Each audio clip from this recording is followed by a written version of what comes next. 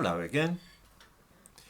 In my first video this morning, I asked a specific question, and disconcertingly, not one of the people who come onto this channel to denounce me as a racist was able to answer it. Just to remind viewers, this is what I asked. I said, we are assured that diversity is an unalloyed good. This means that when a town which was previously entirely white finds that a large number of black people, those of South Asian heritage and others from Eastern Europe, move into their town, this is a desirable phenomenon which benefits everybody. What exactly are the benefits? Why is such a multiracial society better than one which is homogeneous? What are the advantages? Are they financial, social, spiritual? Tell us about the good points of such changes in our towns. Nobody even attempted to answer this question, but several people raised other points concerning the supposed benefits of immigration. One was that it's a necessary evil because of our ageing population. This suggests that those who believe in this idea don't like immigration any more than the rest of us, but regard it as something we'll just have to put up with.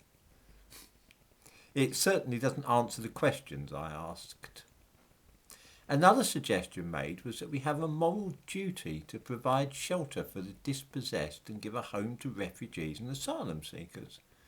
Again, this is not answering the question I asked, but let's examine this idea anyway.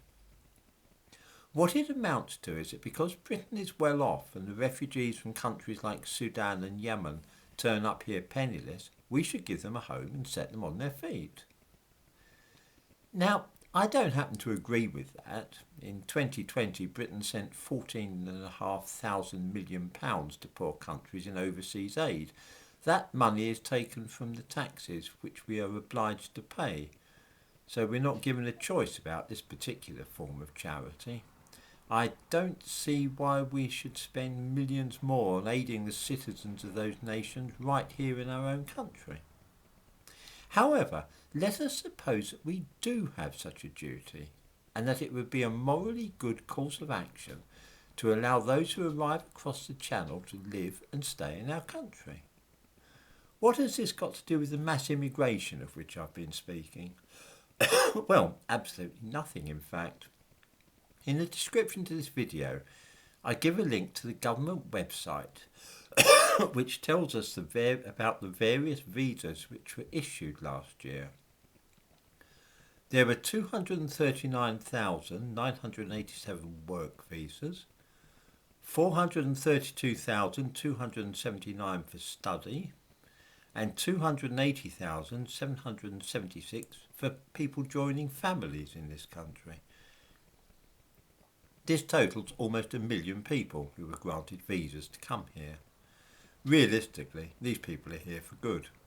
This is why between 750,000 and 1 million new patients register with GPs each year.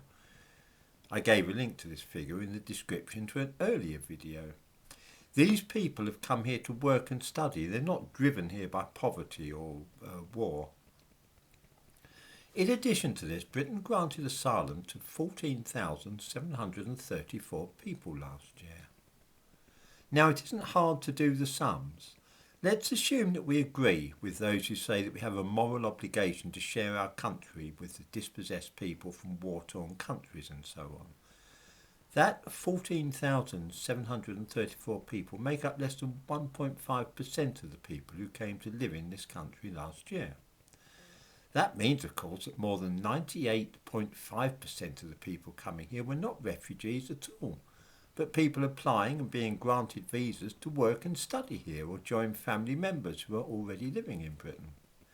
This is not a humanitarian business at all, is it?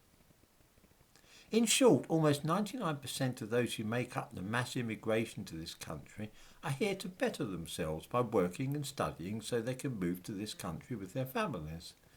It's a decision on their part that their opportunities here as students or engineers or whatever are better than in their own country. The argument that charity should be a good reason for putting up with mass immigration is accordingly a poor one. I'm bound to say that I was a little surprised that not one person could actually answer my appeal for the good points about immigration and why it should be regarded as an improvement on the way the country was 20 years ago. There's something chilling about this. If even the supporters of the business, and there are quite a few who comment here, are unable or unwilling to explain what it's all about.